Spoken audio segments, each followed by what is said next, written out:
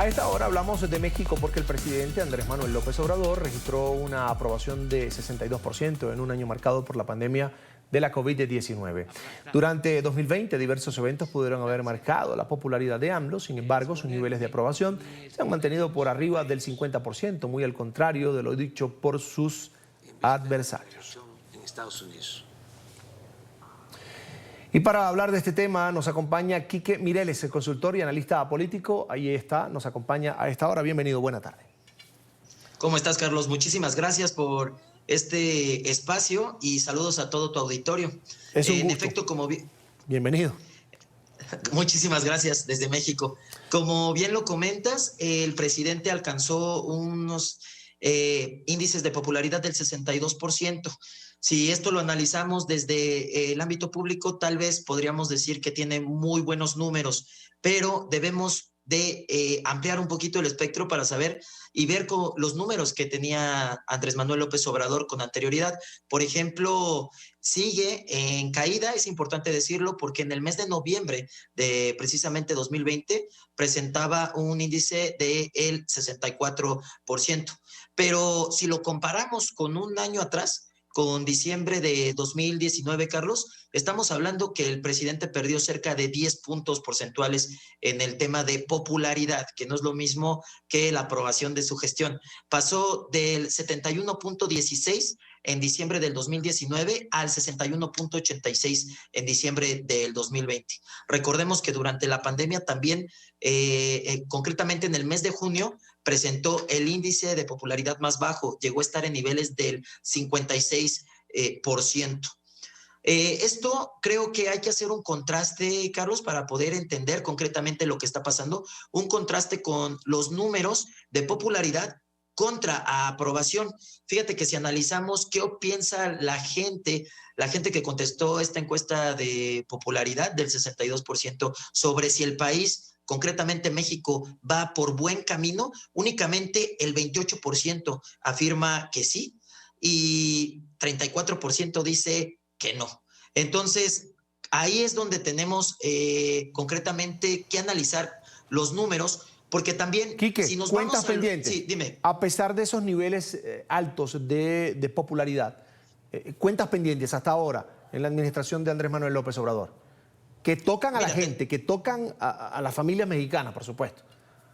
Bueno, ahorita no podemos hablar de otro que el de la pandemia. Y fíjate que si analizamos qué piensa la gente sobre la gestión concretamente de la pandemia del gobierno de Andrés Manuel López Obrador, más bien el 39% comenta que opina que se ha gestionado de una manera mala.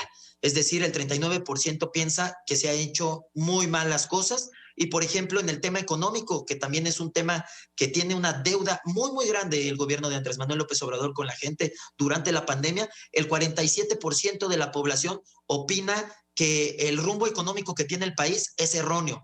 Y ya ni decirte del tema de seguridad, que es otro de los que ha quedado a deber muchísimo el presidente Andrés Manuel. El 55% de la población opina que vamos mal en materia de seguridad. Y cómo no, te comento que el 2019 fue el año más violento de toda la historia moderna del país, de México, con 35.588 homicidios dolosos. Y esto porque no han cerrado los números del año 2020. Y es muy probable, todo indica que el 2020 superará al 2019 como el año más violento, ¿no? Es decir, los 2 años del presidente Andrés Manuel López Obrador al frente del gobierno federal de México han sido los más violentos, cuestión que pues es totalmente incongruente y choca contra las promesas que él hablaba de que pacificaría el país, ¿no? Sin hablar del tema militar. Hay un dato que me parece curioso, me llama la atención en el tema de revocación de mandatos. 63%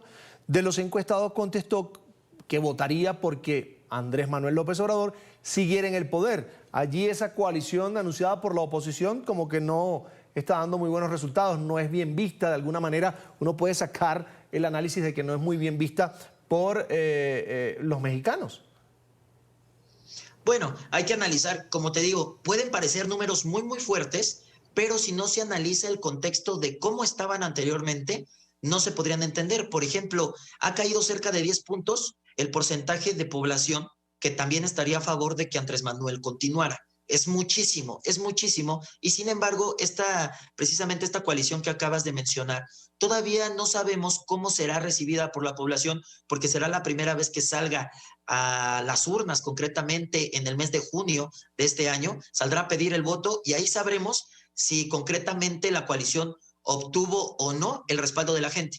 El fin específico de esta coalición no es la revocación de mandato del presidente, Carlos. Concretamente, esta coalición, su objetivo es quitarle la mayoría del Congreso a Morena, el presidente, más bien el partido del presidente, quitarle la mayoría de la Cámara de Diputados.